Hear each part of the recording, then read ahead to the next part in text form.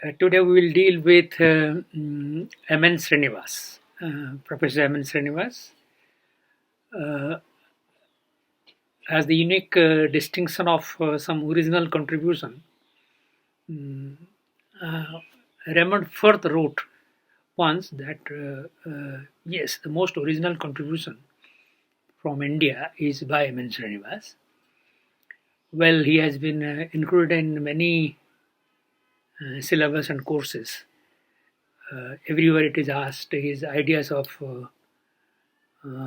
remembered village, religion and society among the cooks of South India, Sanskritization, most important, westernization, dominant caste, secularization. These are all his concepts. Mainly Sanskritization, dominant caste. These two are very important. What he has employed is the structure functional method. You, you understand structure functional method? That is, society has a structure consisting of many interrelated and interconnected parts. Change in one part will lead to change in other parts. Well, he followed Radcliffe Brown's ideas. Social structure is a complex network of social relationships. Then Radcliffe Brown talks about social personality. Uh, when the person is born, he is only a biological being, but when the initiation ceremony takes place, he enters into the social structure and attains social personality. And Radcliffe Brown compared the structure with the organism structure. It is called organic analogy. Similarly, all the activities which are taking place are to run the structure or to continue the structure. This main idea of Radcliffe Brown and his contemporaries have been taken by Srinivas. Srinivas was his student.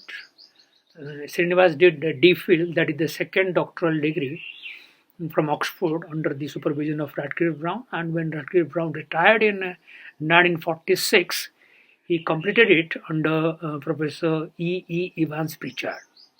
And that came out as a book called Religion and Society Among the Cooks of South India, 1952. A very classic one, and which has been republished by Oxford University Press, again with a short introduction. And so this is all Srinivas. Lifespan 1916 to 1999. He first did PhD from Bombay University Department of Sociology under Professor G.S. Guri. That was based on a field work on cooks only, and that was submitted in 1944. Then DPhil was there, as I said. His first book was on marriage and family in Mysore. That was published in 1942, out of his MA dissertation of 1938. All right. Anyway, so he joined in 1948 as a lecturer in England, where he found some time to come to Cooks to do a field work between 1948 to 1950, little intermittently. So two major field work, 1940 to 43, 4 years intermittently, then again 48 to 50 intermittently, 2 years. This 48-50 fieldwork, the fieldwork notes were lost, they were burnt. In fact, when he was in Stanford University, there was a riot. That's all Srinivas writes in his book, The Remembered Village. And finally, his friends said that please write down from your memory. And Srinivas wrote from his memory. Somebody could retrieve some of the burnt material, but finally he could write it, and it has become a magnum opus as described by T.N. Madan. Remembered Village. In fact, a special issue of contributions to Indian sociology has been given to M.N. Srinivas. The Remembered Village, it raised a big debate, and the book is taught as a monograph everywhere these days. All right. So Srinivas returned to India from 1952 to 1957. He was in University of Baroda, where he established the Department of Sociology. In 57, he joined Delhi School of Economics when B.K.R.V. Rao was the helm of the affairs, and he joined the Department of Economics as a professor of sociology in Delhi School of Economics, Delhi University. In 1959, He established the Department of Sociology, Delhi University, and produced many students and eminent colleagues. They are all my teachers. I did it from there in the 82 batch. Then, who were they? Professor Andre Bette joined as a research associate, later on as a lecturer. He did PhD under Srinivas. Then, Caste, Class, and Power.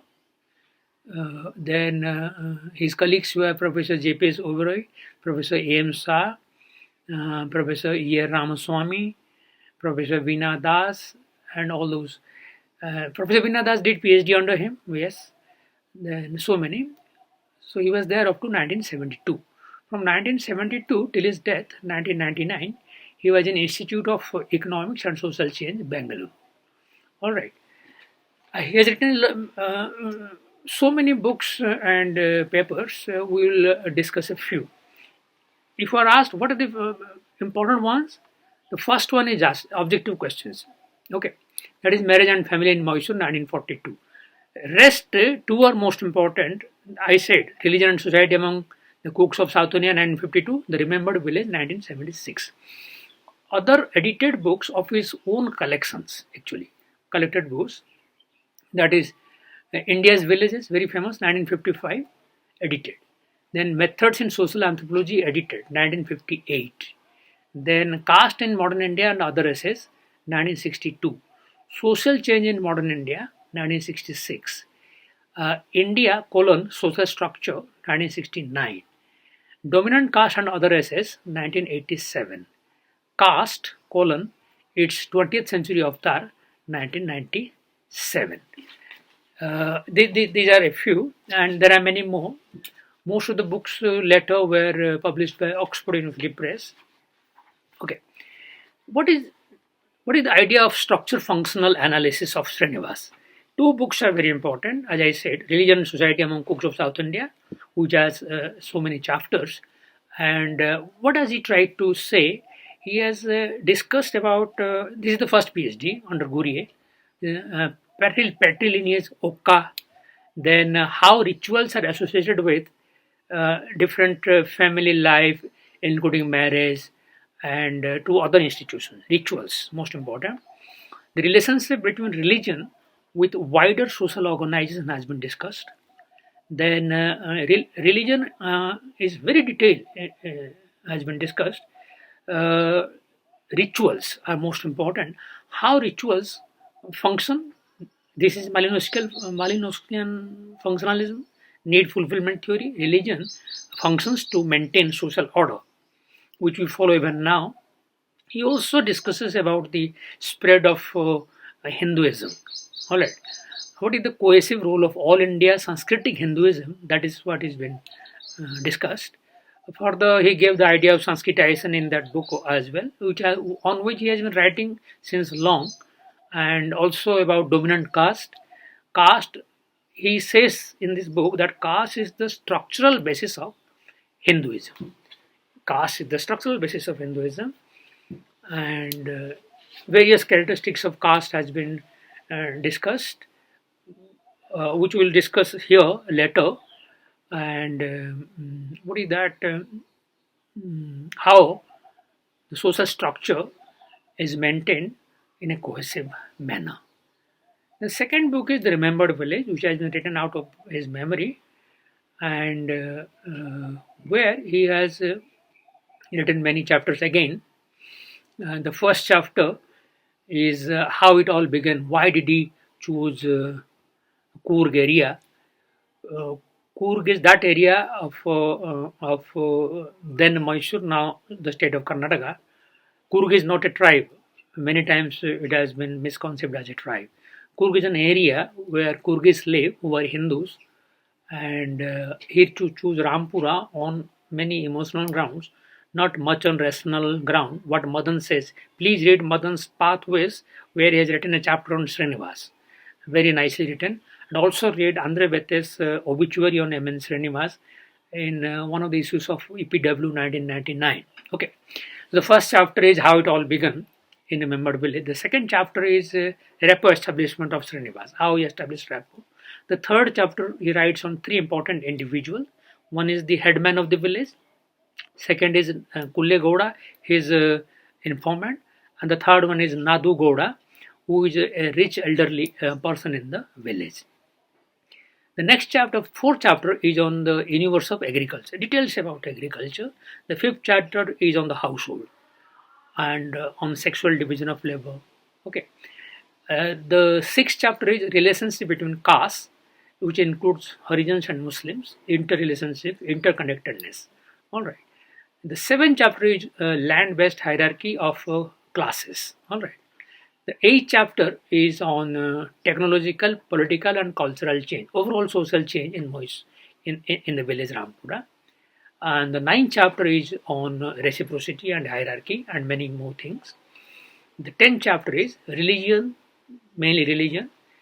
Speaking about deities, how day-to-day life, in day-to-day life, religion rules the Rampura villagers, and what about also details about the deities, the festivals. All right. And the final chapter is titled farewell. That is the concluding chapter. Throughout, you will find the structure functional analysis in the remembered village as well. But it is not only the static equilibrium concept of Radcliffe Brown, the latter and all other concepts of social structure, social organization, choices, and alternatives have been included in the village Rampura. Now we'll discuss how he has given the caste system various features, because he had various six features in mind. He is almost giving 9 features of caste system. That is, the number one is hierarchy, despite changes, and that is detailed are given in 1962. Till his death, he has been writing on caste. Despite all these democratic changes and structure, hierarchy prevails. Number one is hierarchy. Number two is endogamy and hypergamy prevails. People prefer endogamy. Number three is occupational association, means some castes still associate themselves with their traditional occupations like the barber, sometimes like the potter, things like this. Number four is restrictions on food, drink, and smoking, particularly in the villages, found. Number five is distinction is custom, dress, and speech. Number six is pollution. That pollution kind of a thing, even still found in the villages. That polluted castes are ranked lower and pure castes are ranked higher. Pollution is due to the polluting deeds, the polluting occupations. Purity is due to the purity in occupation, particularly in the villages and traditional towns, conservative towns. The next seventh one is ritual and other privileges and disabilities. These are all found. We also find in news thing that how lower castes are not allowed into temples, creating havoc and all. And the eighth one is speaking about caste organization. Different castes have made their organization, All India Caste Parivar, registered organization to pursue their interest, to maintain their identity. All India Pasi Mahasabha, All India Brahman Mahasangh, all this kind of thing. Now, finally, number 9 is caste mobility, which was not there. Caste mobility is happening due to many processes of change like Sanskritization, Westernization, secularization, modernization, democratic decentralization, and these days globalization. How high castes are adapting to modernization and other forces, and how low castes are adapting to Sanskritization. This is what Srinivas has overall discussed. Then in part 2, we'll discuss all these processes of change like Sanskritization, Westernization, dominant caste. We'll be doing in part. Thank you very much.